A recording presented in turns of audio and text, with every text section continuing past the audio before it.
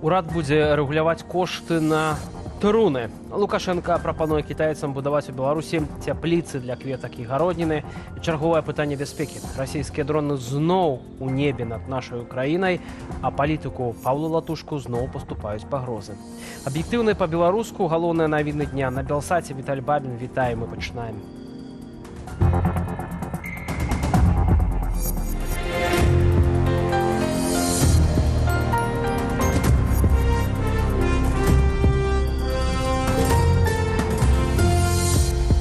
Жыць становіцца даражэй, а паміраць танней. Урад пераключыў увагу насельніцтва на сацыяльную адчувальную тэму, пастанавіў рэгуляваць цэны на рытуальныя тавары і паслугі. Гэта рашэнне на карысці спажыўца і удар па бізнесе, паказвае прыклад іншых арганізацыяў, што падпадаюць пад пастанову нумар 713. Юлія Цяльпук з працягам тэмы. Дзяржаўнае рэгуляванне цэн цяпер і ў галіне рытуальных паслуг. Цана на труну, крыж, тумбу, ідэнтыфікацыйны слупок можа ўключаць максімальна 30% імпартнай надбаўкі і 70% агульнай, гандлёвай. Дыктаваць тарыфы на пахавальныя паслугі таксама будзе дзяржава, згодна з пастановай ураду нумар 473. Максімальны нарматыў рэнтабельнасці, што выкарыстоўваецца для вызначэння сумы прыбытку на тавары і тарыфы на работы, паслугі для пахавання, складае 50%. Постанова набудзе моц праз месяц. Что нам показывает, можно сказать, международный опыт? Действительно, да, не все могут, например, позволить какие-то себе заказать услуги, иногда, потому что бедные, либо просто родственников человека не оказалось. В этом случае существует социальная адресная поддержка, которые выполняют как раз вот эту вот функцию, социальную роль. Будуць рэгуляваць таксама цэны на ежу для сувораўцаў, курсантаў і студэнтаў ваенных навучальных установаў. Маржа сталовых не больш, чым 50%. Па-першае, гэта чарговая ільгота для Міністэрства абароны. А па-другое, гэта некалькі новых радкоў у спісе тавараў і паслуг, кошты на якія стрымлівае дзяржава. Прэм'ер-міністр Александр Турчин абяцаў скарачаць гэты спіс і паслабіў прыдуманае Лукашенкам 3 гады таму рэгуляванне цен. Подняли цену, скажем, до тех каких-то минимально возможных размеров, которые позволяют им функционировать прибыльно. Причем мы еще говорим, что рентабельность должна быть такого уровня, который позволяет проводить вот эти масштабные инвестиции.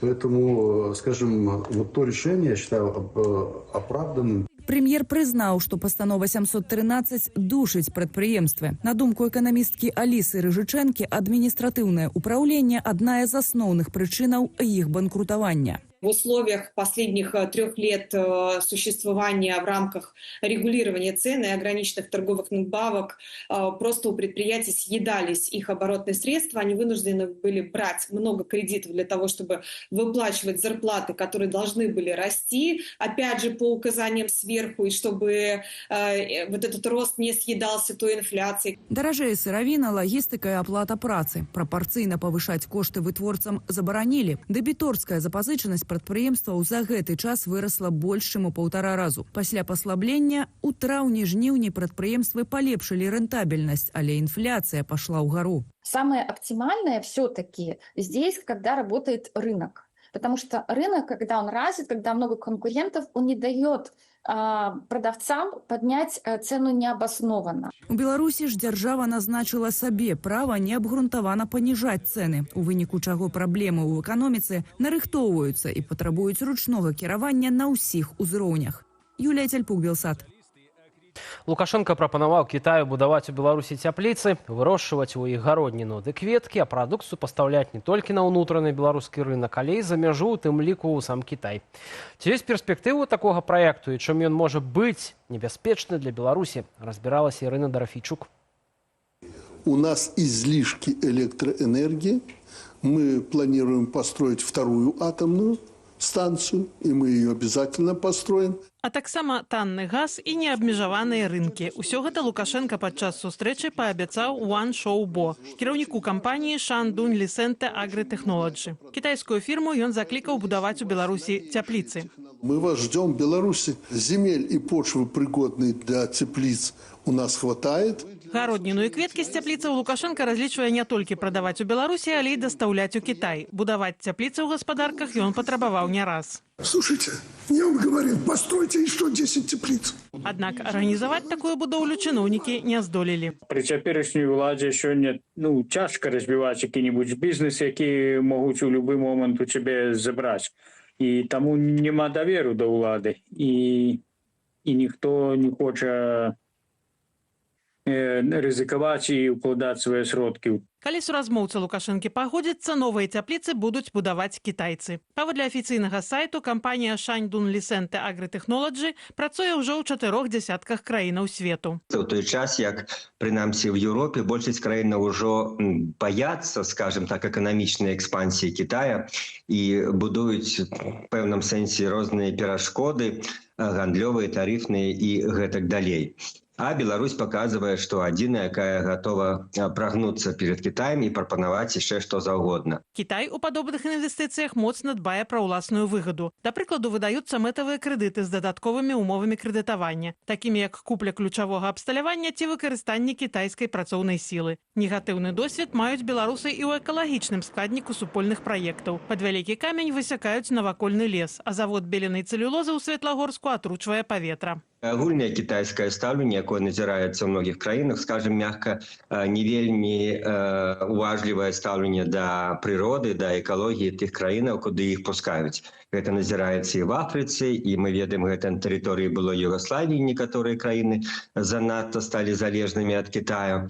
І там, дзе ёсць кітайцы, яны не вельмі клапоцяцца пра мясцовыя прыродныя рэсурсы і экалогію. Перспектываю вырошчваць разам з кітайцамі гародніну ўжо пахваліліся набліжаныя да Лукашэнкі бізнесоўцы. Сергей Цяцерын, які ўдзельнічае ў візіце ў Кітай, ды былы хакейны трэнер Мікалая Лукашэнкі Дмітрий Баскаў. Ірына Дарафейчук, Белсат.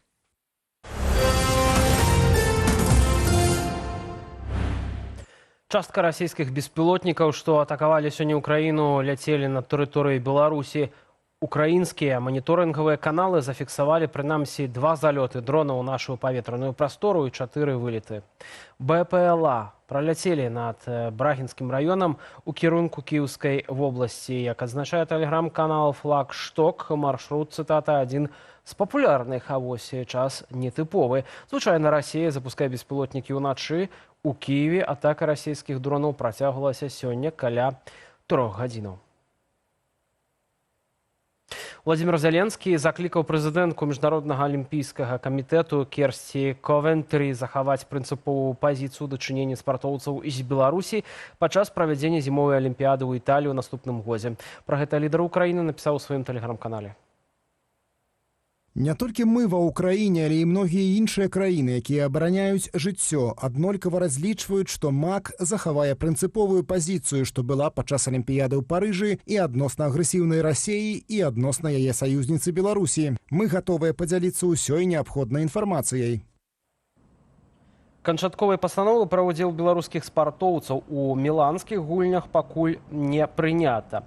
Яго збіраюцца абмеркаваць на сесіі МАК у верасні. За інфармацыяй медыяў, гэта можа быць тая ж схема, што выкарыстоўвалася падчас леташняй алімпіяды ў Парыжы. Тады спартоўцы з Расіі і Беларусі выступалі як індывідуальныя нейтральныя атлеты. Сімволіка гэтых краінаў была забароненая. На мінулым тыдні стала вядома, што ў гульнях у Італіі беларускія біятланісты не змогуць удзельнічаць нават у нейтральным статусе.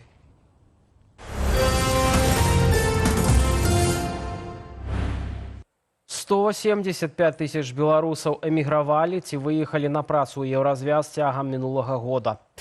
Еўрастат апублікаваў статыстыку за 2024 год аб выдачы першасных дазволаў на пражыванне. Новыя звесткі даюць падставу меркаваць, што ўсяго пасля 2020 года з Беларусі выехала ўжо больш за 500 000 чалавек. Пры гэтым у параўнанні з 2023 годам фіксуецца зніжэнне колькасці першасных дазволаў на пражыванне для беларусаў прыкладна на траціну. Пераважную большасць нашых суайчыннікаў прыняла Польша. У тройку ўваходзяць таксама Літва і Нямецчына. Аналіз узроставых паказнікаў сведчыць, што з Беларусі ў Еўропу працягваюць з'язджаць найперш працаздольныя 30-40гадовыя. Беларуская дзяржаўная статыстыка не публікуе колькасці людзей, якія пакінулі краіну, але афіцыйныя асобы ўскосна пацвярджаюць маштаб міграцыі. Так намеснік міністра ўнутраных спраў Мікалай Карпянкоў казаў пра 350 тысяч тых, хто з'ехаў да сярэдзіны 2023-го. Аўтар скандальных публікацыяў, якія з'яўляюцца ў соцсетках ад імя Вольгі Карпушонак і ў якіх утрымліваюцца абвінавачанні на адрас Паўла Латушкі, Камітэт дзяржаўнай бяспекі. Пра гэта лідар НАУ напісаў у сваім профілі ў Фэйсбуку.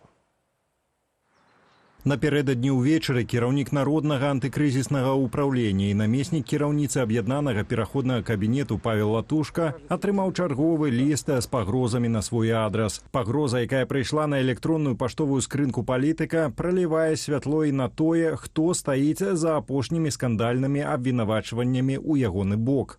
КДБ прызнаўся ў аўтарстве ўсіх пастоў, якія публікуюцца Вольгай Карпушонак. Сёння о 20:50 я атрымаў e-mail ад таго адрасата, які папярэджваў пра напад на мяне ў Варшаўскім універсітэце за некалькі гадзінаў да інцыдэнту, які папярэджваў пра выхад прапагандысцкага відэафільму АНТ у дачыненні Святланы Ціханаўскай і мяне, які папярэджваў, што пачынаецца вашае знішчэнне. Ліст наступнага зместу дэманструе, што КДБ каардынуе і кіруе дзейнасцю Вольгі Карпушонак. На старонцы Вольгі Карпушонак могуць быць апублікаваныя выключна падрыхтаваныя спецслужбамі псеўдадоказы ў стылі фільму пра падпал. А ніякіх сустрэчаў, рэстаранаў і пагатоў гарасменту не было і не магло быць. У суботу 30 жніўня сябра каардынацыйнай рады трэцяга склікання Вольга Карпушонак абвінаваціла Паўла Латушку ў сэксуальных дамаганнях, аднак да сёння не прадставіла ніякіх доказаў сваім словам. В тот вечер он попробовал распускать руки, я ему, конечно же, отказала. И после этого начался просто ад на работе. Дакладнае месцазнаходжанне Карпушонак на гэты момант невядомае. Яна не выходзіць на сувязь. Пры гэтым напярэдадні ў ейным профілі ў Фэйсбуку з'явілася чарговае відэа з абвінавачваннямі ў бок Латушкі. Усе закіды палітык абвяргае і не выключае судовага разбору па факце паклёпу. Валер Руселіка, Белсат. Літаральна перад нашым эфірам Павел Латушка паведаміў пра новую пагрозу забойствам у чарговым лісце, дасланым палітыку на электронную паштовую скрыню. Неназваная жанчына папярэджвае, што абвінавачанні ад імя Карпушонак мусілі аслабіць пільнасць Латушкі, а наступным крокам мае быць фізічная ліквідацыя палітыка. Аўтарка ліста заклікала Латушку неадкладна з'ехаць з Польшы ў больш бяспечную краіну.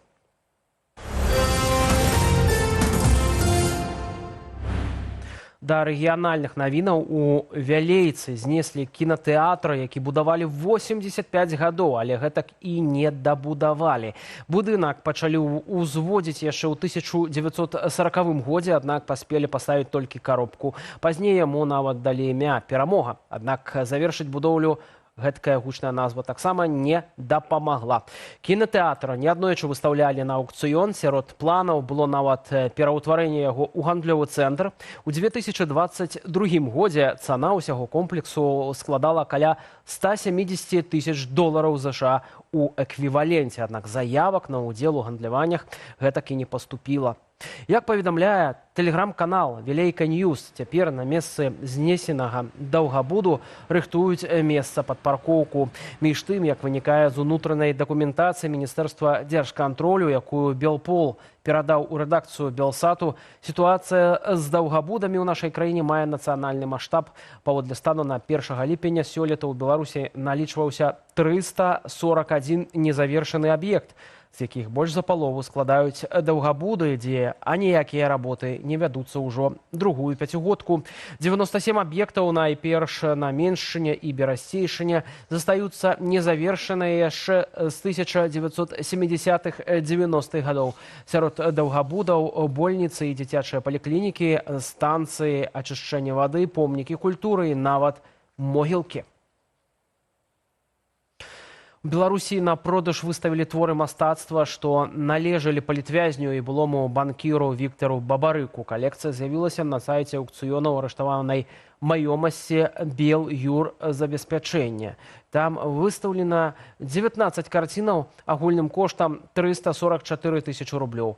Самыя танныя лоты гравюры з выдання Old and New London по 165 рублёў. Самы дарагі твор беларуска-польска-французскага мастака Евгена Жака «Арлікін» стартавую цаною 99 тысяч рублёў. Сярод арыштаванай маёмасці прадстаўленыя таксама працы такіх мастакоў, як Царфін, Кікоін, Любіч. Аукцыён прызначаны на 8 кастрычніка. Гэта не першы раз, калі дзяржава распрадае маёмасць былога кіраўніка Белгаспрамбанку Віктара Бабарыкі.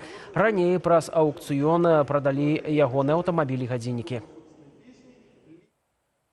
Мастацтва саламяных інсталяцыяў не мае тэматычных абмежаванняў. Раней на палях у перыяд збору ураджаю мы бачылі саламяныя трактары, жывёлінаў, хлебаробаў, вясковыя хаткі, нават муляжы вайсковай тэхнікі накшталт танкаў. Але ж айчынныя аграрыі не перастаюць здзіўляць сваім крэатывам. На адным з палёў паўстаў дыназаўр, ды яшчэ пад чырвона-зялёным сцягам. Глядзім далей без каментара. Сейчас покажу, вы такого не видели. Но вы знаете, что белорусы каждый год, когда уже дожинки вот-вот, посмотрите, динозавр, это пипец. Я первый раз такое в жизни вижу, настоящий динозавр. Прикиньте, и вот такое пещера здесь, находится пещера, и в ней яйцо динозавра. И в него можно залезть, в это яйцо, и внутри сфотографироваться.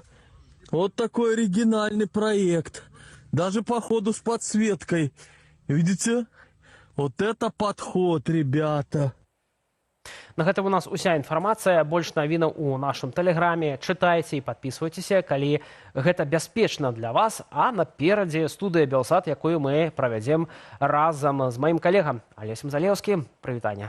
Так, вітаю, гаспадарства. Сёння у нас, мы не можам абысці бокам так гэтую тэму, як Лукашенко для сваіх жа бізнесоўцаў, для сваіх трэнераў збірае грошы, так, для бізнесаў.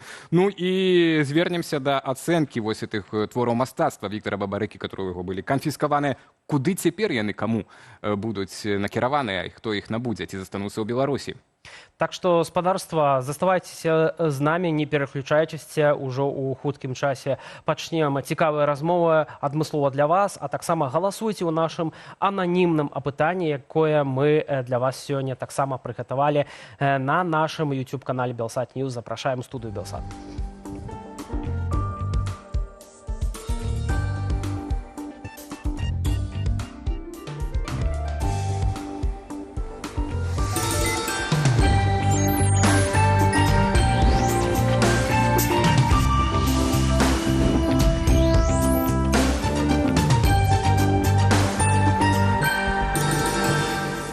Алесь Залеўскі, Віталь Бабін, жывы эфір, студыя Белсат. Як заўсёды ў гэты час падрыхтавалі спадарства для вас невялічкае ананімнае онлайн-апытанне. Сёння ў Кітаі Александр Лукашенко працягваў сустракацца з прадстаўнікамі кітайскага бізнесу ў тым ліку і нечакана з'явіўся у вышыванцы. З гэтай нагоды пытаемся у вас, спадарства, што ж гэта значыць? Гэта нармалёва, ці ўсё ж такі вы бачыце ў гэтым нейкі крынж, ці вам усё роўна? І што цікава, траціна, больш нават, крышку менш за траціну нашых гледачоў прагаласавала за варыянт, што ім усё роўна, у чым Лукашенко ходзіць, ва што апранаецца.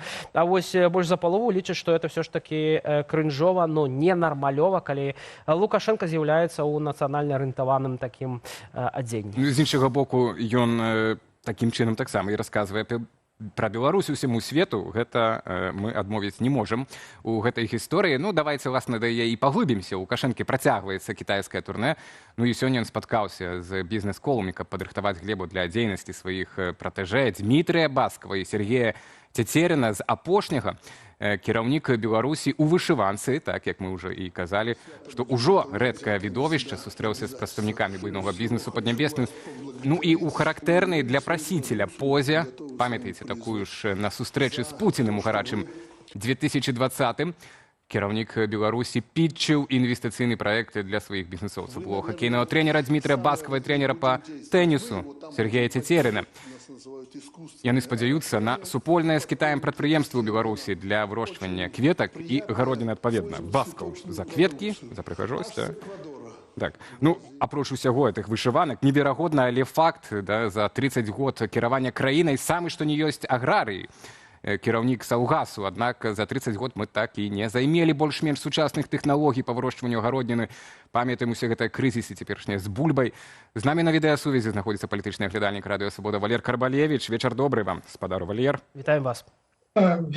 Вітаю. Ну, мы, натуральна, не пра бульбу, але вось не можам не пачаць ад гэтых цепліцаў. Мы не эканамісты, але і журналістам відавочна, што тая ж Польшча, напрыклад, так, атрымлівае ў разы больш інвестыцыяў з таго ж Кітая. І так гэта не прадаецца, нібыта стратэгічны саюзнік. А Беларусь слёзы, так, вось выпрошваем на цепліцы. Гэта вынікае, на вашу думку, са стаўлення да Беларусі з боку Пекіна, ці сама Беларусь проста не можа прапанаваць сапраўды цікавых праектаў для Пекіна? Ну, видите, чем больше проектов, чем больше инвестиций, тем лепш для краіны. Тут я б не стал бы над гэтым пытаннем шмат думаць. Я б звярнуў увагу вось на што. Падчас сустрэчы Лукашэнкі з Сі Цзіньпінам, дэлегацыі беларускай і кітайскай, Сі Цзіньпін шмат казаў пра тое, што трэба рухацца у супрацоўніцтве ў высокіх тэхналогіях. Прыкладна тое самае казаў і першы віцэ-прэм'ер Снапкоў па выніках перамоў з кітайскай дэлегацыі, што вось, маўляў, мы атрымаем ад Кітая такія крутыя сучасныя тэхналогіі і зажывем. І думалася, ну вось зараз супраца з кітайскімі кампаніямі, перадавымі, сусветнымі, зробіць некі праект у сферы штучнага інтэлекту, электрамабіляў. Так, Беларусь прорвецца ў некі такі самы высокі шэраг сучасных краін па ўзроўню эканомікі і так далей. Ну, а потым пачалі сустракацца з прадстаўнікамі бізнесу. І пра што ж ішла гаворка? Пра развіццё цяпліц, пра вырошчванне кветак. Ну, вы ведаеце, мне падаецца, што у Беларусі і сама без кітайцаў магла бы і цепліцы, і кветкі вырошчваць, і пра некія высокія тэхналогіі гаворка не ідзе. То бок шмат словаў, шмат рыторыкі, а што ў сухім астатку, што называецца, мала зразумела пакуль. Пакуль гаворка ідзе пра абмеркаванне. І гэта таксама вельмі паказальна, бо раней па выніках візіту казалі пра некую велізарную крэдытную лінію, ці 15 мільярдаў. Гаварылі пра некія канкрэтныя праекты. Зараз агульнае слово. Ну, паглядзім. А дорожная карта, спадар Валер, вось, я так разумею, што прыехалі менавіта, каб падпісаць вось гэтую карту супрацы з Кітаем да 2030 года і падпісалі яе, што, праўда, нейкіх падрабязнасцяў пакуль няма. Пра што можа весціся гаворка?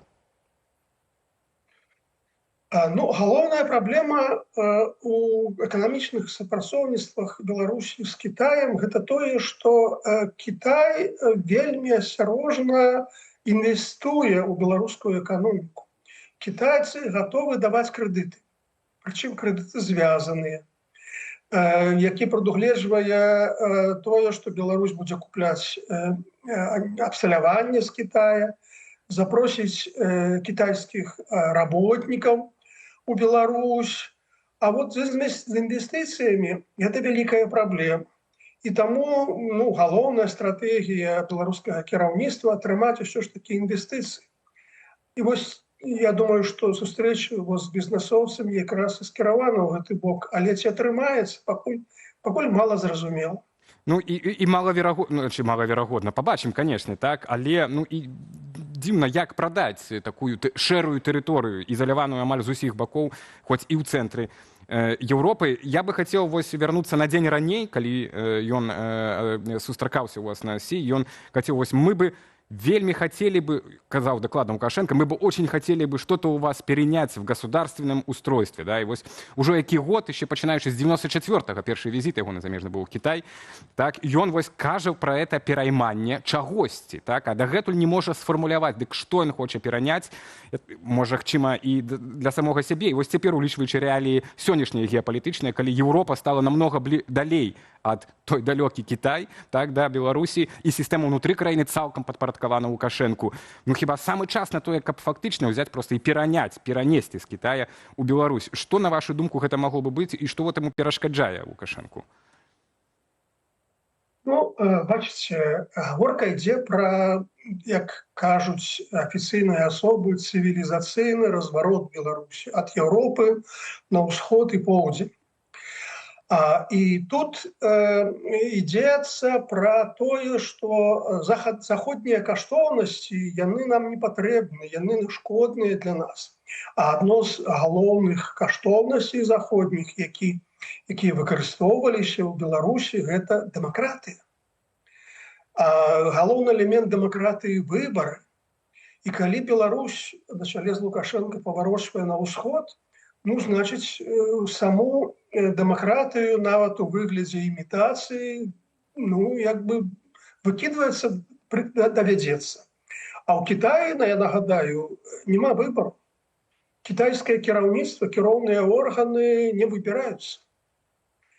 І вось гэта вельмі моцна зацікавіла Лукашэнку яшчэ ў 22-м, здаецца, годзе. Ён казаў, што дарэмна мы не выкінулі, не прапанавалі ў Канстытуцыі выбары прэзідэнта на ўсебеларускім народным сходзе.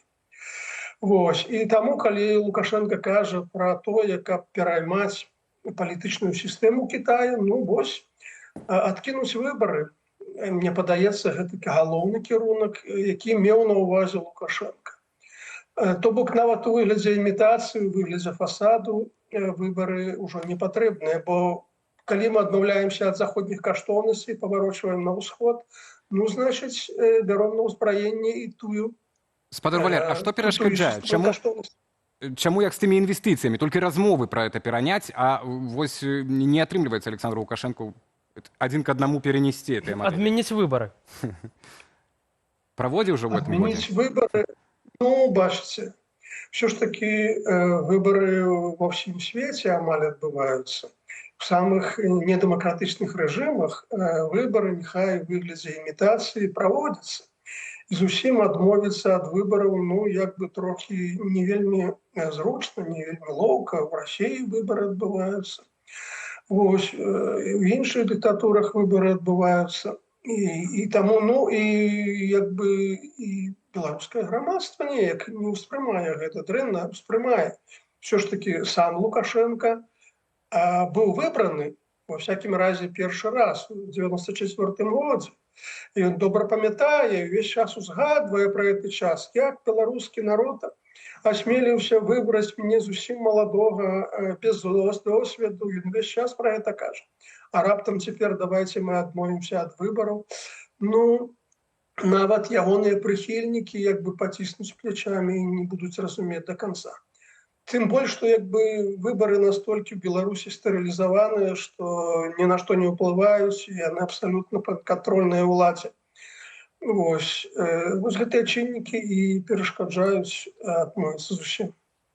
Спадар Валер, хацеў бы яшчэ звярнуць нашу ўвагу на сустрэчы Лукашэнкі падчас саміту Шанхайскай арганізацыі супрацы. Напярэдадні прэс-служба Лукашэнкі паведамляла, што ён вельмі міла, вельмі грунтоўна паразмаўляў з прэзідэнтам Азербайджану Аліевым і ўвесь час з кімсьці сустракаўся, з прэм'ер-міністрам Індыі і са сваімі пакістанскімі, іранскімі калегамі. Не было ніякіх узгадак пра тое, што Лукашенко і Путін размаўлялі. І толькі ўжо літаральна перад нашым эфірам з'явіўся фотаздымак, як яны паціскаюць адзін аднаму рукі. На ваш погляд, вось на гэтым саміце ці яны нейкім чынам, ці вы заўважылі, што Путін і Лукашенко трымаюцца крышачку прахалодна, крышачку з нейкай адзін ад аднаго дыстанцыяй. І ці можа гэта сведчыць таксама пра тое, што Лукашенко, ну, уже доўгі час дэкларуе вельмі добрыя стасункі з Баку, акурат зараз у Аліева і Пуціна, ну, складаны перыяд у ўзаемаадносінах? Я не бачу нейкага пахаладання. Ролик сустрэчы Пуціна і Лукашэнкі паказаў тэлеграм-канал Пул Первого. Там ўсё вонкава вельмі прыгожа, па-сяброўскі. Таму я не думаю, што з-за таго, што у Лукашэнкі і Аліева добрыя адносіны, гэта можа сапсаваць адносіны Беларусі і Расіі. Я думаю, што ўсё ж такі на такія дробязі Пуцін, які лічыць сябе палітыкам глобальнага маштабу, наўрад ці зважае. Вось, тым больш, што гэта была такая сустрэча ветлівасці ў кулуарах, казаць пра нейкія антырасійскія памкненні у палітыцы Беларусі і Азербайджана я пакуль не бачу і не казаў. Спадар Валер, ад палітыкі глобальнай так прапаную вось напрыканцы нашай размовы апусціцца да нашых тут праблемаў лакальных, так і звярнуцца да скандалу вакол апазіцыі цяпер, ці не штодня, нават сёння ў нас у навінах і пра шантаж, і пагрозы, і тут абвінавачанні ў харасменце, а яшчэ невядома, што са зніклымі нашымі лідарамі збеглымі, так, як кажуць. Вось гэтыя все скандалы, на вашу думку, это такія натуральныя працэсы для апазіцыі ў эміграцыі, так, з цягам часу? Ці ўсё-такі ў службаў цяпер вось нейкая актывізацыя адбылася? Калі так, то чаму цяпер, што там латушка умоўна перашкаджае адцяпляцца Лукашэнку з захадам, напрыклад? Вы бачыце ў гэтым нейкія такія схемы, следы? Тут відавочна актывізацыя беларускіх спецслужбаў супраць замежнай апазіцыі, супраць дыяспары. Пра гэта шмат інфармацыі, калі і пішуць, і дастаюць, і прапаноўваюць, і паражаюць.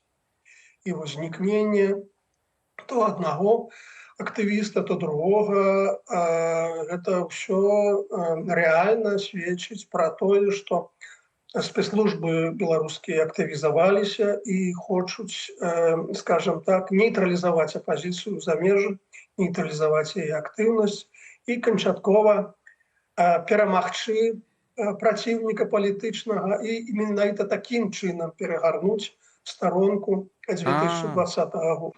Вось на што. А чаму цяпер актывізаваліся?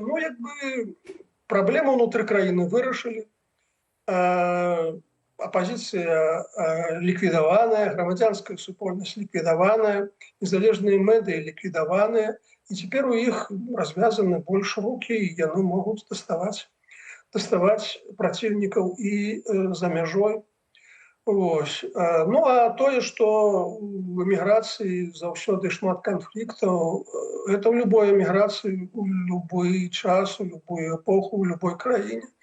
Калі няма нейкіх рэальных вынікаў барацьбы ў палітычных мэтах дасягнення, то гэта заўсёды прыводзіць да унутраных супярэчнасцей, яны абвастраюцца, і гэта таксама натуральны працэс. Я думаю, што не толькі ў самой эміграцыі, а калі б мы знаходзіліся ў Беларусі, мы б назіралі падобныя, я думаю, выпадкі. І назіралі раней, канешне. Дзякуй вялікі, спадар Валер, за гэты аналіз і за гэтую размову. Валер Карбалевіч і палітычны аглядальнік Радыё Свабода быў з намі на відэасувязі. Цяпер прапануем спадарству агляд рэгіянальных навінаў у супрацы з нашымі калегамі з БГ Медыа.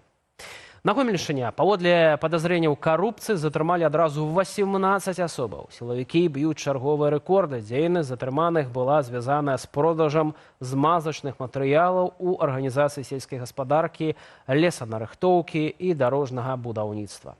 Паводле МУС затрыманыя працавалі як у камерцыйных арганізацыях, гэтак і ў дзяржаўных установах.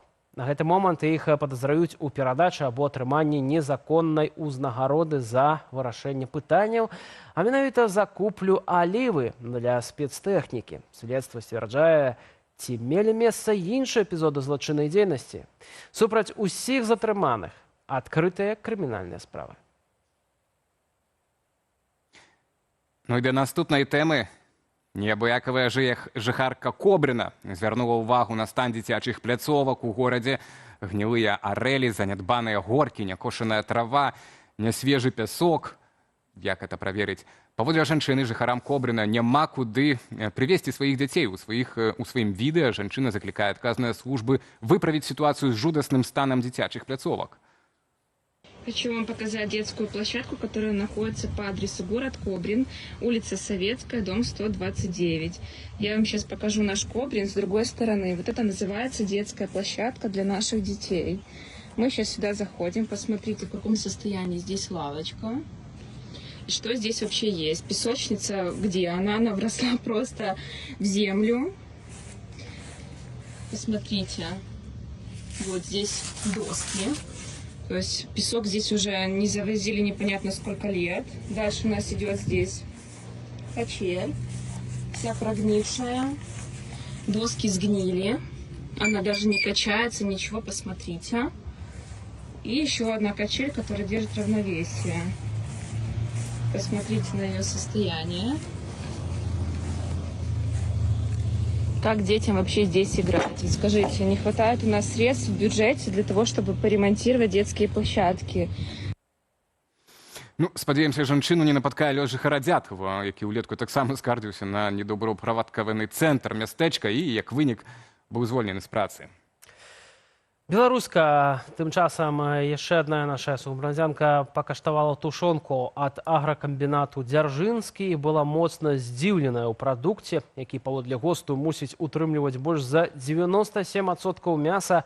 Сустрэлася шмат костак. Пад відэа пішуць, што агракамбінат даў тлумачэнне, нібыта мяса на костцы прадугледжанае гостам. Уважаемая Дзяржынка, у меня к вам один вопрос. За что вы так с нами? Я, когда ее открыла, я долго читала, точно ли здесь написано, что это мясо.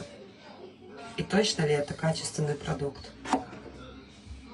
Потом думала, в каком отделе я брала. Может быть, я брала в отделе для животных? Но нет, вроде тушенка стояла, консервы. Вы серьезно сейчас? Эти острые кости, как бы с размером мой палец? У меня нет слов. Мне стыдно. Ну, але сабака быў бы задаволены, пэўна. Адназначна. А што адбываецца ў вашай мясцовасці? Пішыце нам у чат трансляцыі ці ў чат-бот. Як гэта рабіць бяспечна? Чытайце на нашай старонцы belsat.eu. Неўзабаве ў нашым эфіры таксама Мікіта Моніч з ацэнкай былой прыватнай калекцыі карцін палітвязня і экс-банкіра Віктара Бабарыкі. Унікальныя творы мастацтва былі канфіскаваныя пасля ягонага арышту, а цяпер выстаўленыя на продаж. Але гэта будзе неўзабаве, а пакуль мы пераносімся ў польскі Карпач, дзе праходзіць традыцыйны рэгіянальны эканамічны форум. Шмат там і пра палітыку, у прыватнасці і нашая калега. Кіраўнічка Аліна Коўшык праводзіць там асобную панель, прысвечаную месцы і ролю Беларусі ў нашым рэгіёне. Аліна, вечар добры, ці ты з намі на сувязі, чуеш нас? Вітання, калегі, добрый вечар з Карпача. Так, я сапраўды сёння правяла досыць доўгую дарогу, каб даехаць да Карпача і правесці адзіны панель, які быў прысвечаны Беларусі. Насамрэч, гэта форум, які з'яўляецца эканамічным, і гэта адна з самых вялікіх пляцовак, якія абмяркоўваюць стан не толькі гаспадаркі, але палітыкі. Вось асноўнае пытанне, якое сёння задаюць у Карпачы, гэта куды ідзе Еўропа. Панель, які я мела гонар мадэраваць, называўся «Забытая Беларусь». На шчасце, тыя людзі, якія былі са мною на панелі, ведаюць, што Беларусь не забытая, але тым не менш, каб яна больш гучна гучала, трэба для гэтага прыкладваць шмат высноваў і намаганняў, але выбітныя спецыялісты і эксперты і палітыкі былі на гэтай панелі.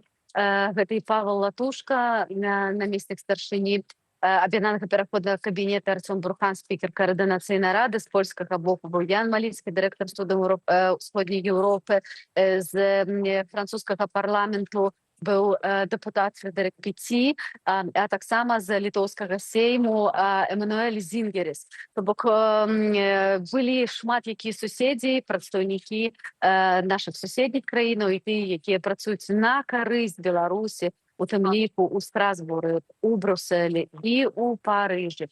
Што мы абмеркавалі? Мы абмеркавалі тую карціну, якая бачная зараз нашим суседзям і перадусім ролю Беларусі.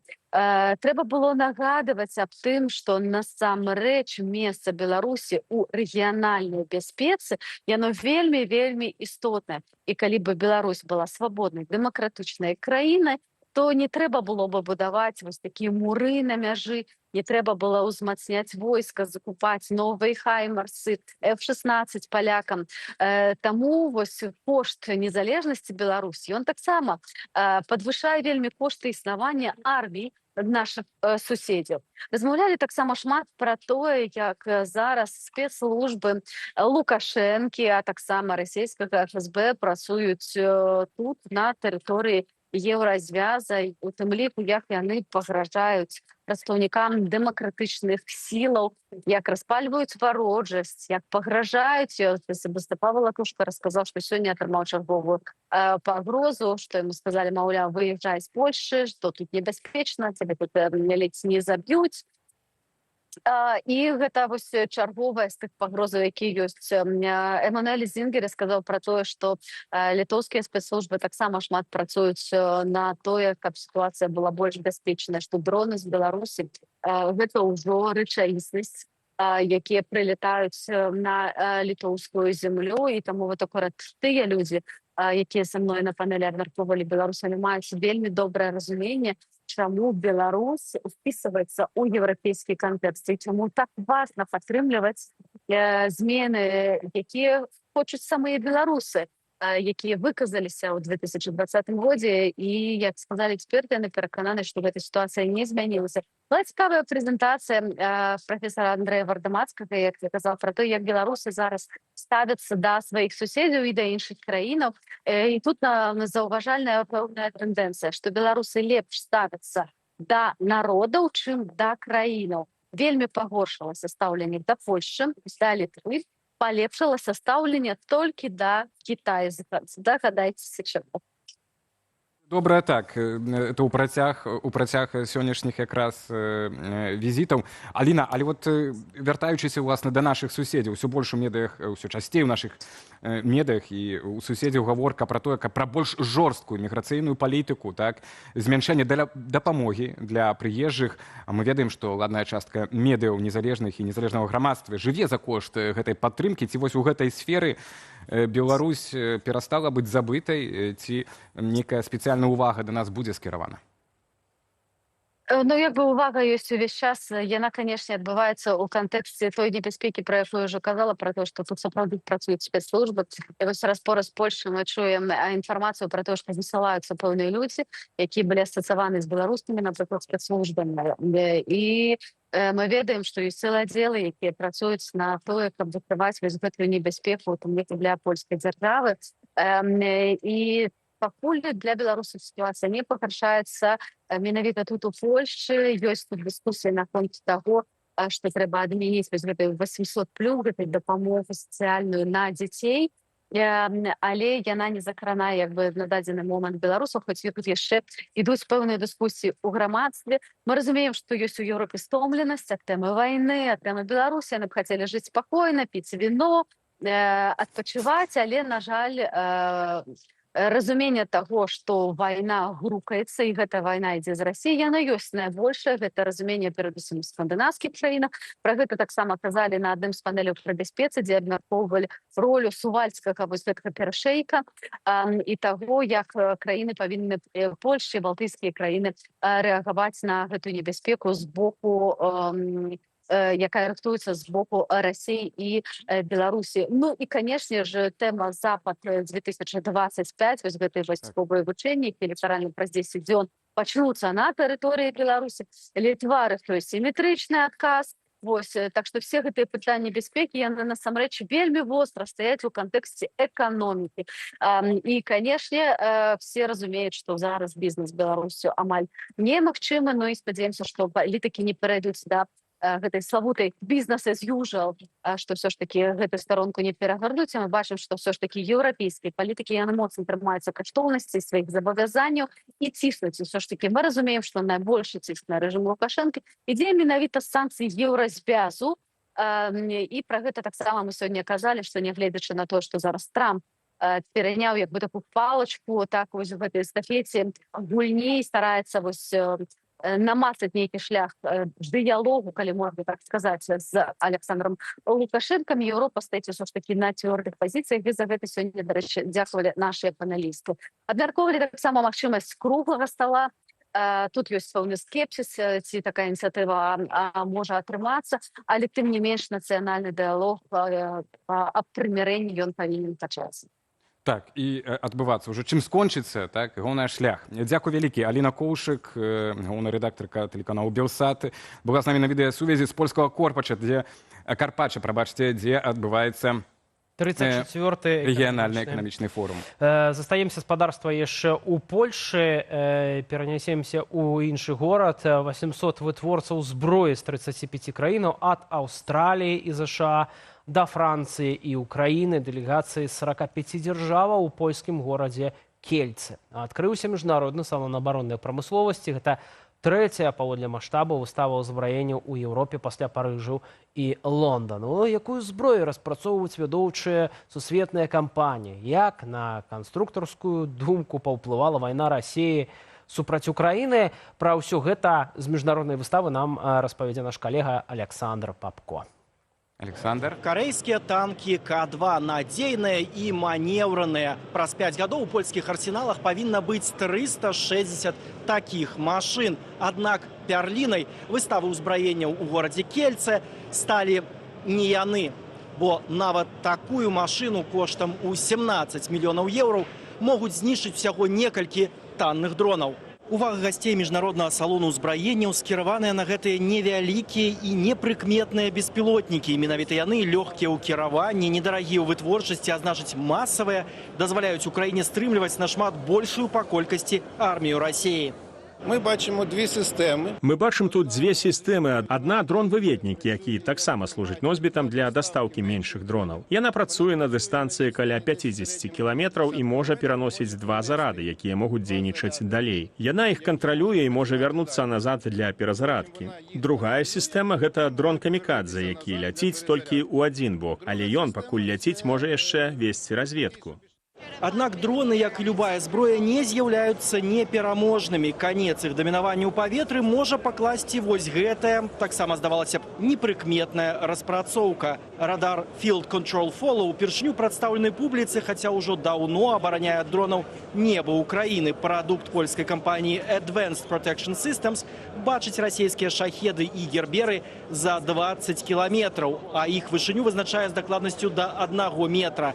Ён здольны выяўляць нават птушак і можа дапамагчы абараняць баявыя машыны ад FPV-дронаў. Ten radar ma bardzo dużą dokładność wskazywania celów w powietrzu. Гэты радар з вельмі высокай дакладнасцю выкрывае паветраныя цэлі. Яго можна выкарыстоўваць для навядзення аўтаматычных гармат або дронаў-перахопнікаў. Нашы партнёры з украінскай арміі высока яго цэняць, бо яго дакладнасць дазваляе эфектыўна змагацца з дронамі праціўніка. Іншыя навінкі салону ўзбраенняў у польскіх Кельцах – гэта новая польская цяжкая баявая машына пехоты ЦВБП, звышмабільная 105-мм гаубіца ад карэйскага канцэрну Hyundai, якая важыць усяго 7 тонаў, а таксама брытанская разведвальная машына Ajax, упершыню прадстаўленая еўрапейскім пакупнікам. Антыдронавыя сістэмы, якія выходзяць на рынок, могуць значна павялічыць працягласць жыцця гэтай тэхнікі ў сучаснай вайне. Вытворцы ўзбраення сцвярджаюць, што на ўсіх бронемашынах будучыні будуць усталяваныя генератары памех, антыдронавыя дэтэктары і аўтаматычныя модулі ўзбраення, якія дапамогуць з дронамі змагацца. Магчыма, такім чынам танкі будучыні вярнуць сабе былую ролю на полі бою. Александр Папко, Белсат, Кельцы, Польшча. І зноў пра вайну, абы да этой вайны не дайшло.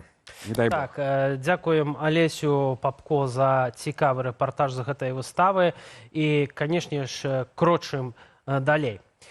Спадарства, тэма, якую мы і абяцалі ў студыі Белсат. І пра якую не можам забыцца, улады Лукашэнкі пачалі распродаж мастацкай уласнасці былога банкіра і цяперашняга палітвязня Віктара Бабарыкі. 19 карцінаў з ягонай прыватнай калекцыі выстаўленыя на аўкцыёне на карысці дзяржавы. Агульная першапачатковая цана калекцыі – 344 000 рублёў.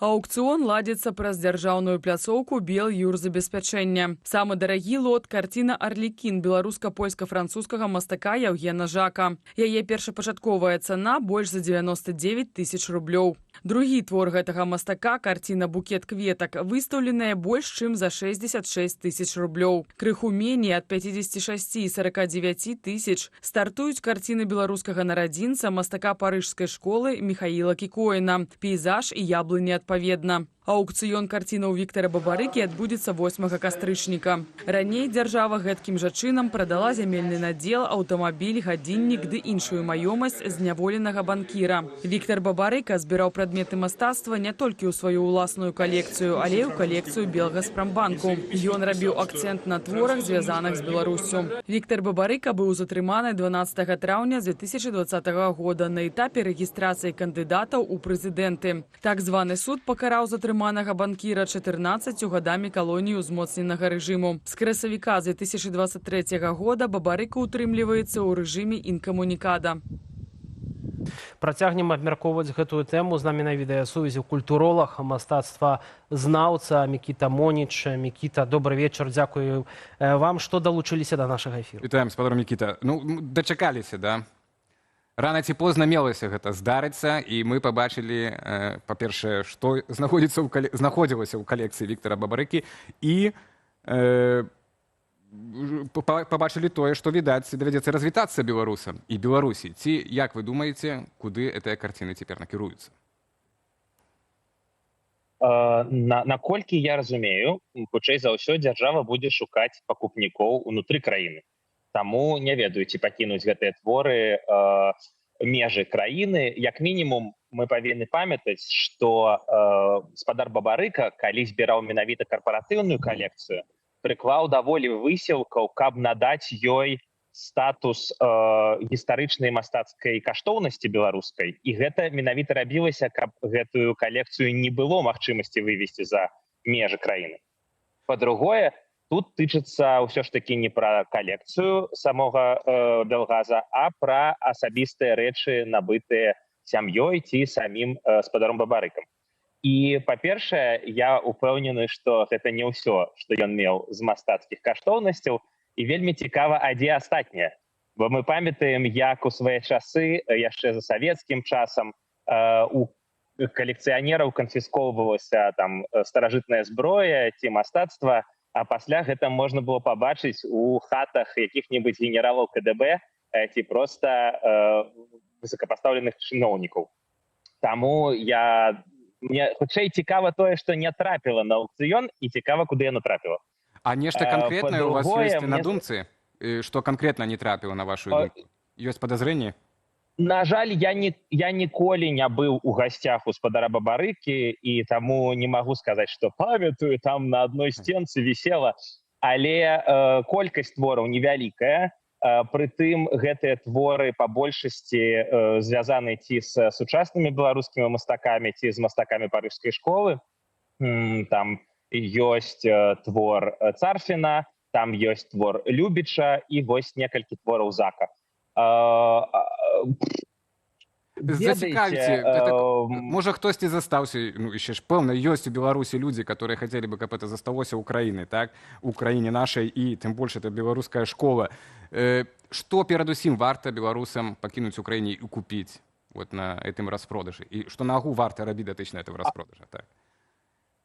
А гэта вялікая этычная праблема, бо, канешне, з аднаго боку мы гаворым аб тым, што добра, калі творы застануцца ў прыватных руках, і калі ёсць чалавек з грашыма, які патаемна ўсё ж такі мае нацыянальныя каштоўнасці і знаходзіцца на нашым этычным баку, то, канешне, прыдбаць што-небудзь з гэтага аукцыёна – гэта фантастычны падарак на будучыню, бо пасля вярнуць гэта спадару Бабарыку – гэта, канешне, клёва, і прыгожы жэст быў бы. Але я б хацеў сказаць пра глыбокі сімвалізм, які заўсёды з'яўляецца, калі мы кажам пра нашу з вамі барацьбу з 2020 года. Калі паглядзець на твор Яўгена Зака, вы яго дэманстравалі, «Букет кветак», то там на старонцы аукцыёна, па-першае, сам гэты букет, ён такі атрымліваецца чырвона-зялёны, А у верхняй частцы пазначана на старонцы аукцыёна холст деформирован в верхняй части. То бок, калі гэта ўсё канфіскоўвалася ці кудысьці перавозілася, яны яго бахнулі і зрабілі дзірку ў верхняй частцы. І вось гэтае пашкоджанне чырвона-зялёнага букета кветак у кантэксце распродажу маёмасці Бабарыка, ну, гэта паэзія. Не ведаю, як гэта інтэрпрэтаваць, але паэзію тут моцную адчуваю. Усё яшчэ дзяржава чырвона-зялёная пашкоджаная ў верхняй сваёй частцы тымі падзеямі, якія прывялі Бабарыку ў турму. Гэта вельмі сімвалічна, таму што я так разумею, што самыя ідэолагі гэтай дзяржавы і пашкодзілі гэтыя карціны. Спадар Мікіта, такое пытанне, чаму дзяржава ввогуле прадае гэтыя карціны, калі іх можна было б перадаць у нацыянальны мастацкі музей, і для дзяржавы важней ўсё ж такі ў дадзеным выпадку зарабіць грошы, чым гэтую калекцыю перадаць у пакінуць у краіне спадчыну, так, пад абаронай, правільна. Першая магчымасць, мабыць, частка твораў магла быць перададзена. Другое, мабыць, ёсць якія-то юрыдычныя моманты, па якіх, ну, напрыклад, дзяржава не можа проста так канфіскаваць. Па-трэцяе, беларуская дзяржава ў сённяшнім існаванні ўсё ж такі трошку такая абсест з грашыма, і калі можна зрабіць грошай на чым заўгодна, трэба рабіць грошы ў нашыя непростыя часы. Я памятаю, як калі была арыштавана сама калекцыя Белгаза ў 2020 годзе, увесь час па ўсіх навінах, калі казалі пра яе ў дзяржаўных навінах, казалі перш за ўсё пра яе каштоўны складнік, але матэрыяльна каштоўны складнік. Казалі $20 мільёнаў, 20 мільёнаў. І вось гэтыя 20 мільёнаў паўтараліся па некалькі разоў у кожным сюжэце, звязаным з арыштам Бабарыкі і арыштам калекцыі. Ну і гэтыя матэрыяльныя кошты, яны ж ввогуле ўражваюць. То бок людзі паглядзелі, напрыклад, кошты на аукцыёнах на таго ж самага Яўгена Зака, і глядзяць, што там эстімейты 20, 30, 60 тысяч даляраў ці еўра ці фунтаў стэрлінгаў, і кажуць, о, вялікія грошы, трэба іх рэалізаваць. Але я не ўпэўнены, што гэта не двухкрокавая схема. Ну, то бок, вы выдаеце гэта ўсё на аукцыён, на аукцыёне яно не знаходзіць ніякага пакупніка, і пасля ўжо гэта, напрыклад, канфіскуецца і перадаецца ў які-то музей. Мы паглядзім у хуткім часе, кажуць, вось 34 дні засталося на тое, каб паўдзельнічаць. Вось праз гэты месяц з хвосцікам, што адбыецца і дзе пасля ўсплывуць гэтыя творы. Цалкам верагодны сцэнар, што так яно можа і быць. Будзем пазітыўны сцэнар у нашым выпадку. З іншага боку, так. Спадар Мікіта, дзякуй вам вялікі за гэты кароткі, але змястоўны каментар. Мікіта Моніч, мастацтвазнаўца і культуролаг, быў з намі на відэасувязі. Так, і абмяркоўвалі мы лёс прыватнай калекцыі палітвязні, экс-банкіра Віктара Бабарыкі. І так, панюшка з нашага чату трансляцыі кватэры ў Герасімене выставілі на аукцыён, жадаючых пакуль не знайшлося, але некаторыя кватэры ўжо і маёмасць канфіскаваную все-таки прадаецца і знаходзіць новых гаспадароў. Спадарства, вось калі мы кажам пра мастацтва, то не можам і не казаць пра нацыянальную культуру, пра вышыванкі. І сёння мы ў вас пыталіся, не чаму Лукашенко з'явіўся у вышыванцы ў Кітаі. Дарэчы, калісьці раней памерла ўжо цяпер Уладзімір Макей таксама часамі апранаў вышыванку, і тут нечакана Лукашенко з'явіўся ў Кітаі. Ці гэта нармалёва, ці вам усё роўна, як апранаецца Лукашенко? 15% адказала, што так, гэта цалкам нармалёвая практыка. Крынжова лічаць 57% тых, хто глядзіць нашу трансляцыю і прагаласаваў у нашым апытанні. І 28% заявілі, што ім усё роўна. Дарэчы, все роўна я лічу лепш Лукашенко няхай едзе ў вышыванцы, чым што там у расіянаў. Какошнік, ну, какошніку не, але там з нейкім там орлом. Чым касцюм крепкого хозяйственника. Таксама пісалі пра тое, што як бы Александр Лукашенко не апранаўся ў сённяшняй нашай трансляцыі, он усё адно выглядае крынжова па змоўчванню.